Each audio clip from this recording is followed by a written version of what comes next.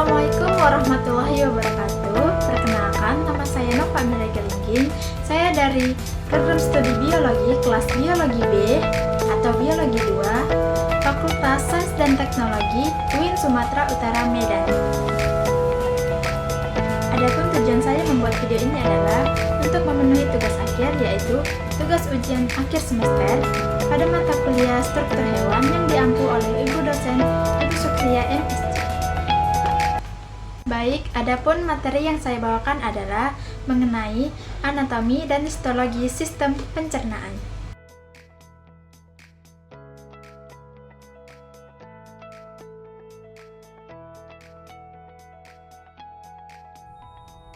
Nah, baik. Jadi, kita masuk ke pembahasan yang pertama. Jadi, apa itu pencernaan?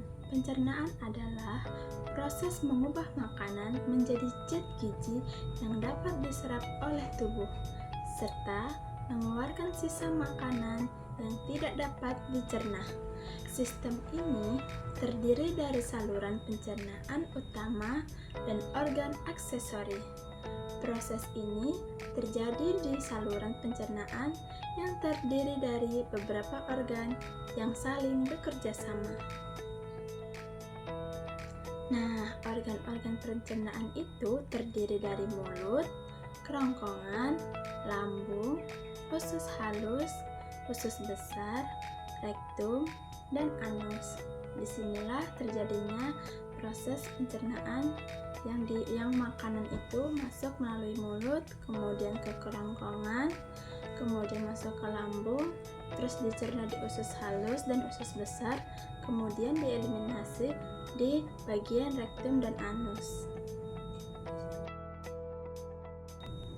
Kemudian di dalam proses pencernaan juga terdapat organ aksesori. Jadi, organ aksesori ini tidak terhubung langsung dengan saluran pencernaan utama, tetapi dia menyumbang zat pembantu pencernaan yang berisi kelenjar ludah, hati, kandung empedu, dan pankreas. Jadi, apa sih fungsi utama dari pencernaan itu? Jadi, pencernaan ini memiliki beberapa fungsi. Di antara fungsi utamanya yaitu yang pertama ada ingesti, yaitu proses memasukkan makanan ke dalam mulut. Yang kedua pencernaan, yaitu memecah makanan menjadi partikel kecil melalui proses mekanis atau proses penggilingan, pengadukan, dan kimiawi terhadap enzim. Terus masuk yang ketiga, yaitu absorpsi, yaitu proses penyerapan zat gizi dan cairan ke dalam aliran darah atau getah bening. Dan yang keempat yaitu proses yang terakhir, yaitu eliminasi, yaitu mengeluarkan sisa makanan yang tidak dapat dicerna sebagai feses. Nah, jadi begini proses pencernaan saat kita memasukkan makanan dalam mulut.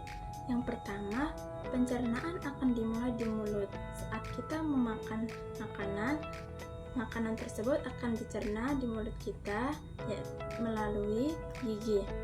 Yang kedua, gigi itu menghancurkan makanan menjadi lebih kecil. Terus proses yang ketiga, air liur akan membantu memecah makanan dengan enzim amilase. Kemudian yang keempat, lidah akan mendorong makanan ke belakang menuju kerongkongan. Inilah proses pencernaan yang terjadi di dalam mulut.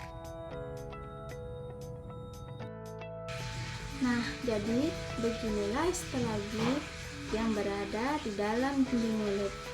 Jadi, di dalam dinding rongga mulut itu dilapisi oleh sel epitel squamosa yang berlapis gepeng.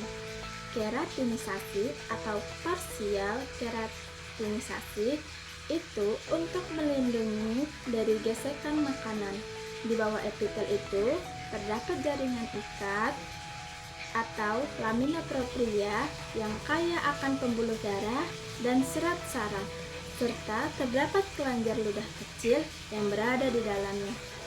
Jadi beginilah gambaran histologi yang berada di dinding mulut ya teman-teman. Jadi, mulut ini memiliki fungsi saat dia memproses pencernaan di dalam makanan. Yang pertama yaitu penggilingan mekanisme makanan menjadi bolus makanan. Yang kedua, pencernaan awal karbohidrat oleh enzim amilase di dalam air liur. Terus yang ketiga, pembedaan rasa untuk menilai kualitas pada makanan tersebut. Terus yang terakhir yaitu pencampuran makanan dengan air liur untuk memudahkan makanan saat proses penelanan.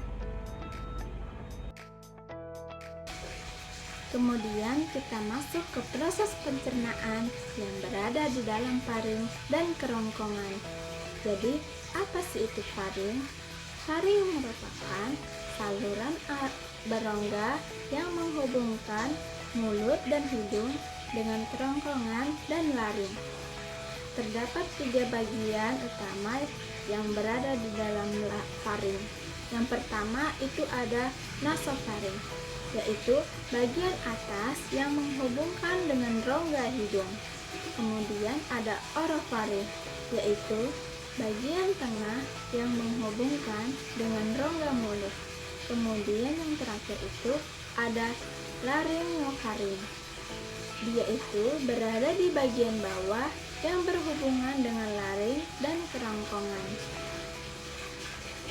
Jadi, faring ini dilapisi oleh epites squamosa yang berlapis gepeng pada orofaring dan laryngofaring dan epites cilia bersilia. Kemudian ada pseudotrifikasi kolumnar pada nasofaring. Kemudian dilengkapi dengan otot polos dan lurik untuk membantu proses menelan. Kemudian ada kerongkongan atau esofagus. Ini itu merupakan saluran otot panjang sekitar 25 cm yang menghubungkan faring dengan lambung. Itu terletak di belakang trakea. Kerongkongan atau esofagus ini memiliki 3 bagian penyempitan, yaitu di awal, di dekat faring, di tengah, yaitu melewati diafragma, dan yang terakhir berada di dekat lambung. Faring ini juga dilengkapi dengan sphincter atau otot lorik, dan sphincter ini berada di bawah atau di bawah otot polos. Dia ini untuk mengontrol aliran bolus dari makanan. Dan beginilah gambar animasi yang berada di dalam kerongkongan. Nah, jadi beginilah gambar histologi pada esofagus atau kerongkongan. Yang pertama, di dalam sel yang berada di esofagus itu terdapat lapisan mukosa, yaitu lapisan ini dilapisi epites squamosa berlapis gepeng atau non-keratinisasi dengan lamina propria dan musculus mucoae atau otot polos.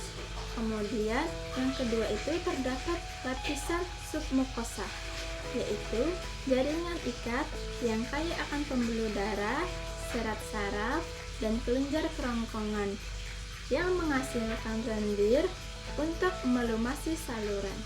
Kemudian yang ketiga itu terdapat lapisan muscularis externa. Ini itu terdiri dari lapisan otot, lapisan dalam melingkar, dan lapisan luar memanjang. Bagian atas menggunakan otot lurik, bagian tengahnya adalah campuran otot lurik dan otot polos, dan bagian bawahnya hanya otot polos saja. Kemudian yang keempat, terdapat lapisan serosa atau adventitia, yaitu bagian luar yang terdiri dari jaringan ikat, di bagian bawahnya menggunakan serosa, dan sedangkan bagian atasnya menggunakan adventitia. Fungsi utama dari esofagus ini adalah untuk mengangkut bolus makanan dari faring ke lambung melalui gerakan peristaltik otot. Kemudian kita masuk ke proses pencernaan yang berada di lambung. Jadi, lambung itu apa sih? Lambung itu merupakan organ berongga berbentuk seperti kantung yang terletak di bagian atas perut kiri, yaitu berada tepatnya di bawah diafragma. Kemudian terdapat anatomi di dalam lambung atau bagian-bagian lambung ini. Yang pertama yaitu terdiri dari kardia. Ini itu bagian yang menerima makanan dari kerongkongan. Kemudian terdapat fundus, yaitu bagian tonjolan di atas kardia. Kemudian terdapat korpus atau badan. Ini itu bagian utama yang terbesar. Kemudian terdapat pilorus, yaitu bagian akhir yang menghubungkan dengan usus halus. Ini itu dilengkapi dengan sphincter pilorus untuk mengontrol aliran makanan. Kemudian yang terakhir itu permukaan yang berada di dalam lambung. Ini itu memiliki lipatan berjalur atau lisus circularis dan tonjolan kecil atau regae, dan ini itu memungkinkan lambung mengembang saat diisi makanan. Di bawahnya terdapat kelenjar lambung yang terbentuk dari depresi yang kita sebut sebagai kripta lambung. Nah, jadi beginilah proses pencernaan makanan saat berada di dalam lambung. Yang pertama, saat berada di lambung, makanan akan bercampur dengan asam lambung dan enzim pepsin. Kemudian, proses yang kedua, proses ini membantu memecah protein menjadi lebih kecil. Terus yang ketiga, makanan yang sudah menjadi cairan disebut chymus. Nah, terdapat 3 proses pencernaan utama yang berada di dalam lambung. Yang pertama yaitu pencernaan mekanik. Di lambung itu akan berkontraksi dan mengaduk makanan dengan gerakan meremas atau peristaltik. Proses ini menghancurkan makanan menjadi bagian yang lebih kecil dan mencampurnya dengan getah lambung hingga membentuk chyme atau chyme. Kemudian yang kedua yaitu pencernaan kimiawi. Ini itu terjadi dengan bantuan enzim dan asam lambung, di antara lain yaitu asam klorida atau HCl. Ini itu membunuh kuman dan mengaktifkan enzim dan mengasamkan makanan. Kemudian yang kedua ada enzim pepsin, yaitu memecah protein menjadi peptan. Terus yang ketiga yaitu ada enzim renin. Ini itu terdapat pada bayi. Dia itu mengumpulkan protein susu agar mudah dicerna. Kemudian proses yang ketiga yaitu penyerapan absorpsi yang terbatas. Lambung hanya menyerap zat tertentu dalam jumlah yang kecil seperti air, alkohol, dan beberapa obat. Sebagian besar penyerapan nutrisi ini terjadi di usus halus. Nah, jadi beginilah histologi dari dinding lambung.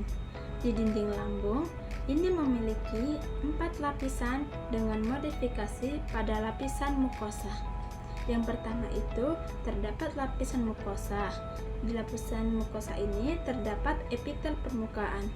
Ini itu sel kolumnar tinggi yang menghasilkan lendir alkali untuk melindungi dinding lambung dari asam lambung.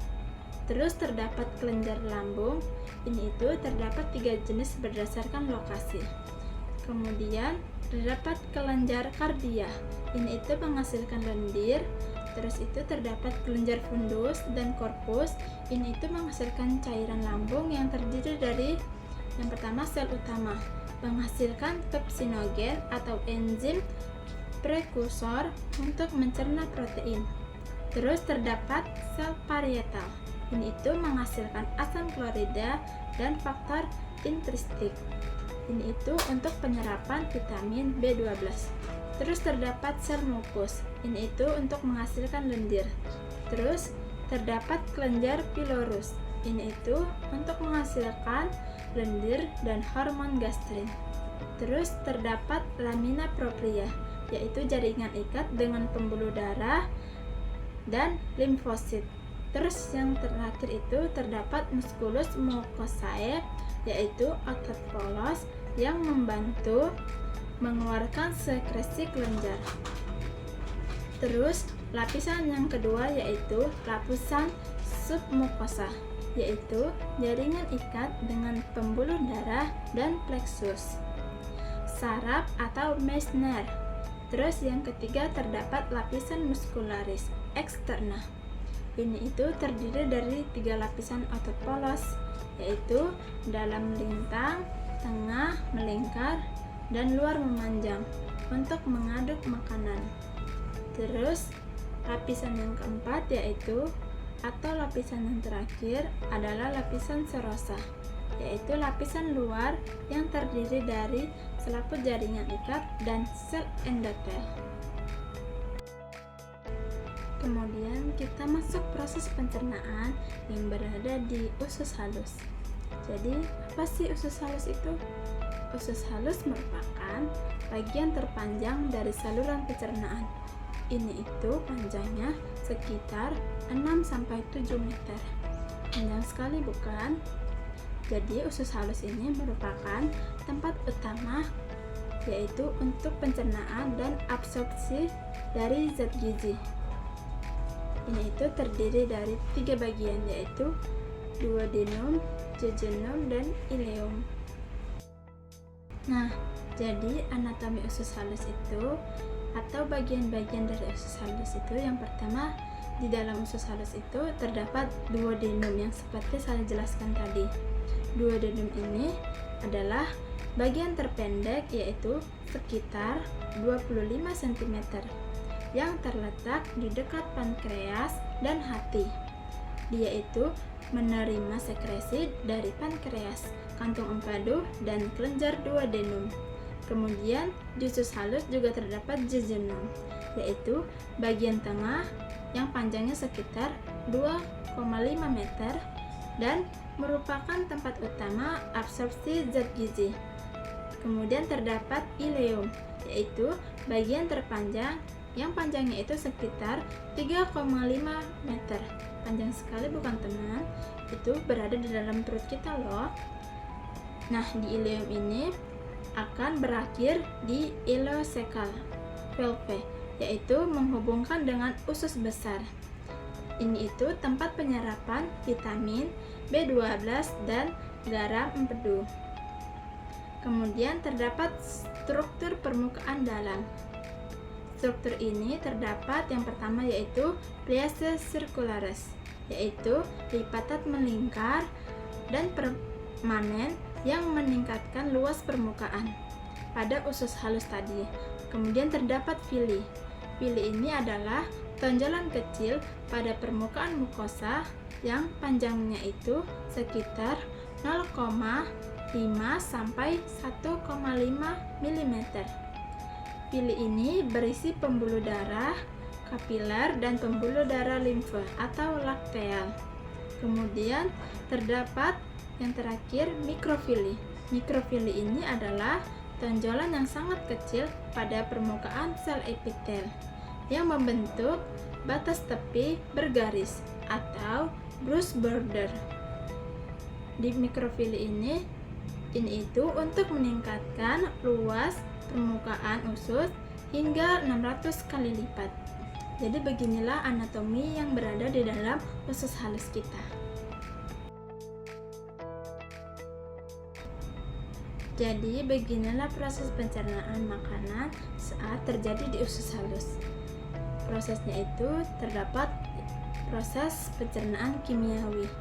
Di usus halus ini, makanan yang diterna di lambung tadi itu akan bercampur dengan enzim pencernaan dari pankreas dan empedu dan dari hati.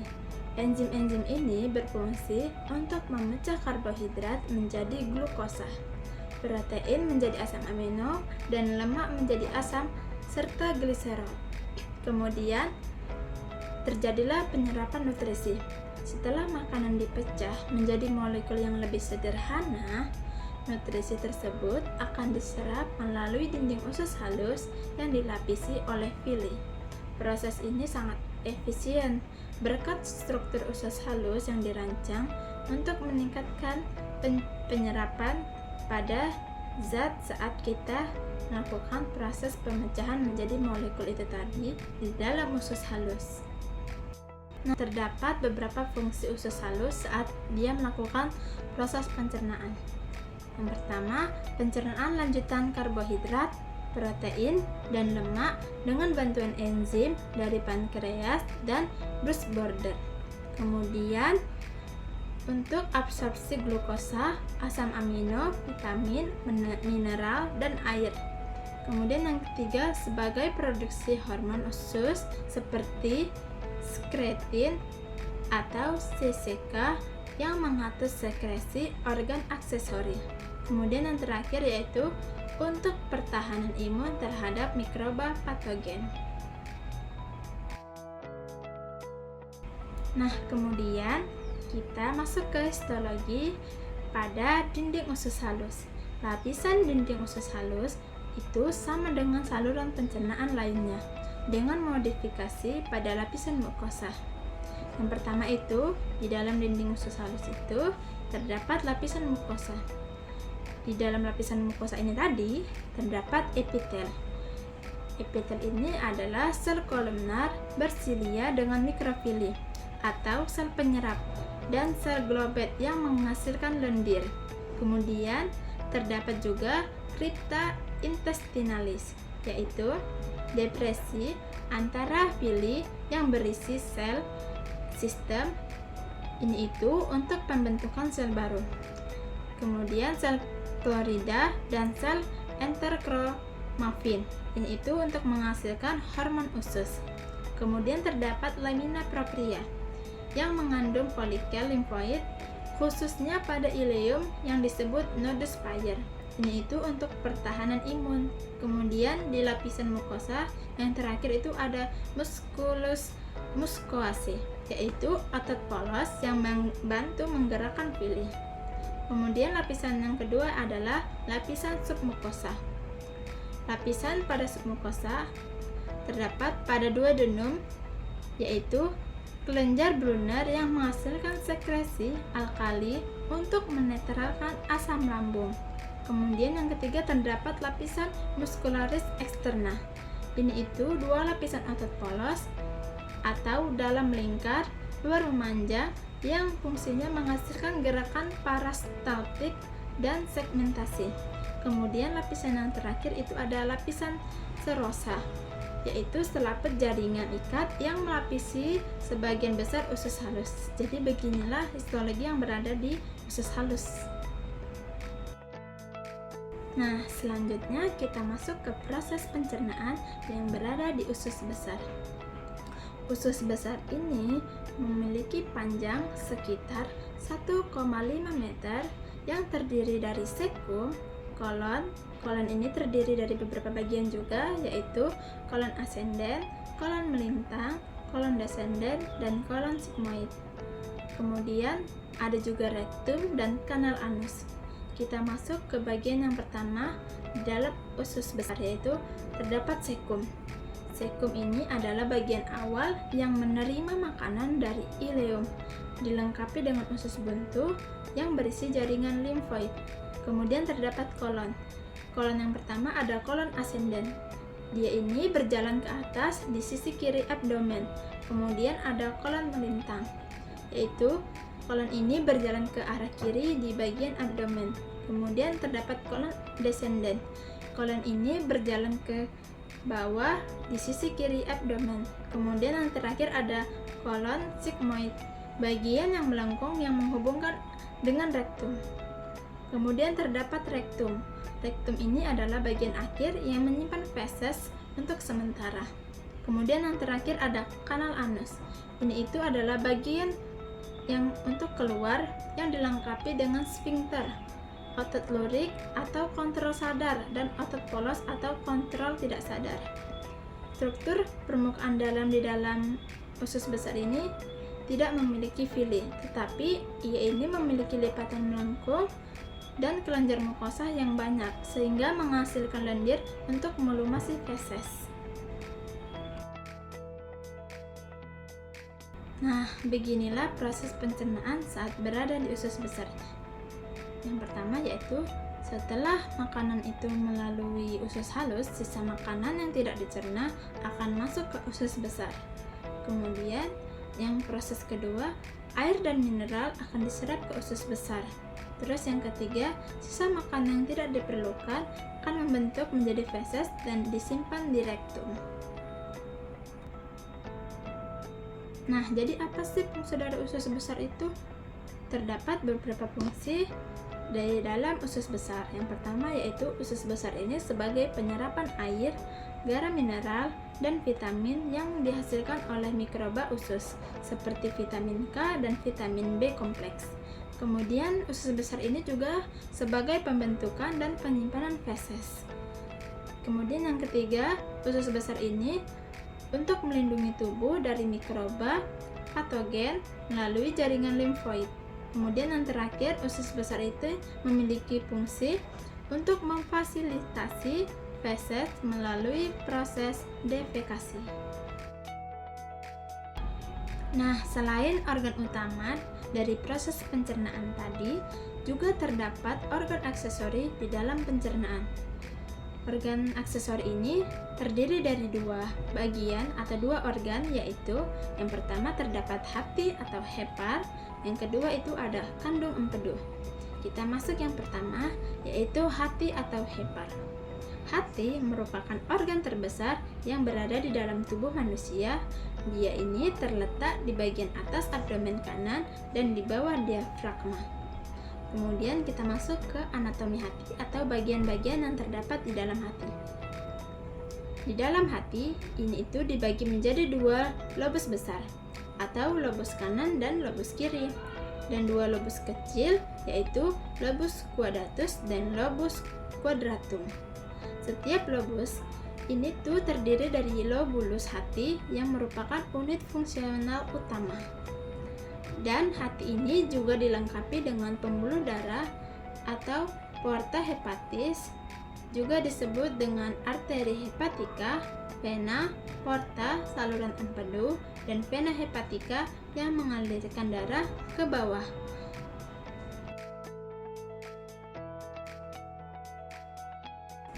Kemudian kita masuk ke organ aksesori kedua, yaitu kandung empedu atau vesica velae. Kandung empedu merupakan kandung kecil yang berbentuk buah pir yang terletak di permukaan hati.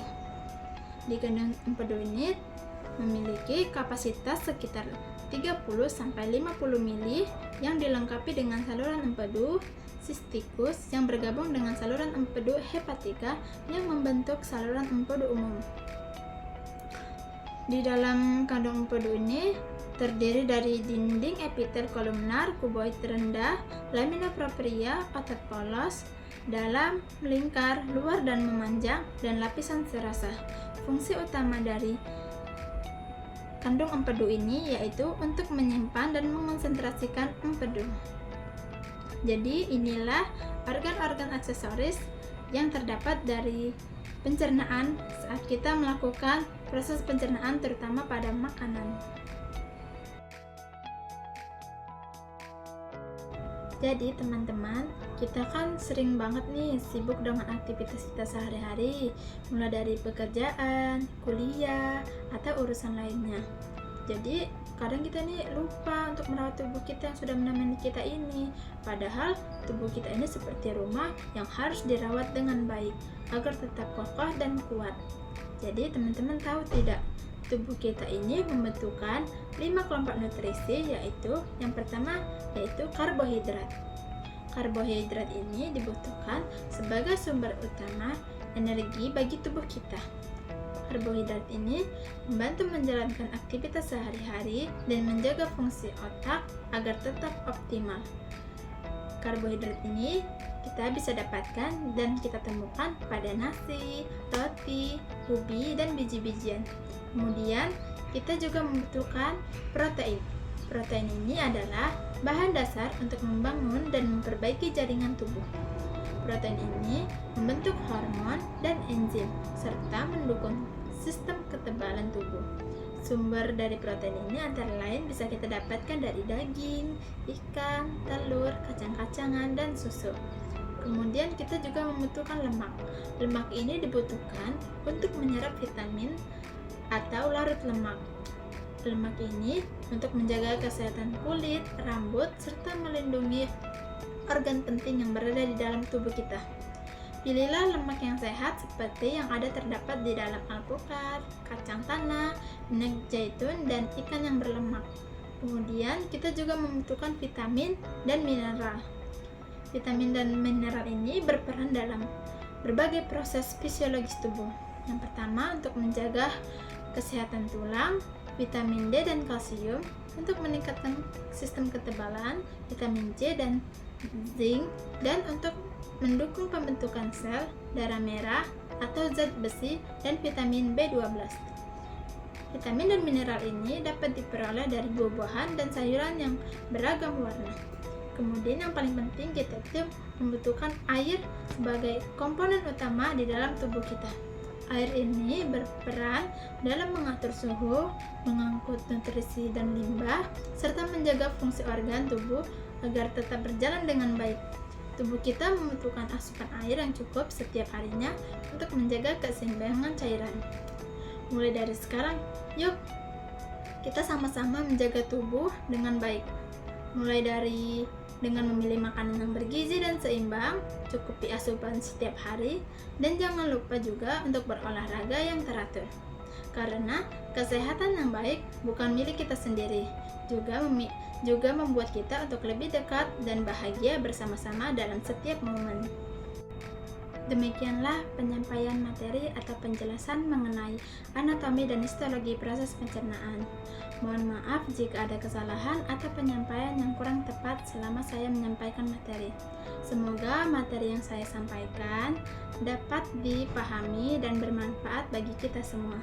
Sekian dari saya sudahi dengan wabillahi taufiq wal hidayah. Wassalamualaikum warahmatullahi wabarakatuh.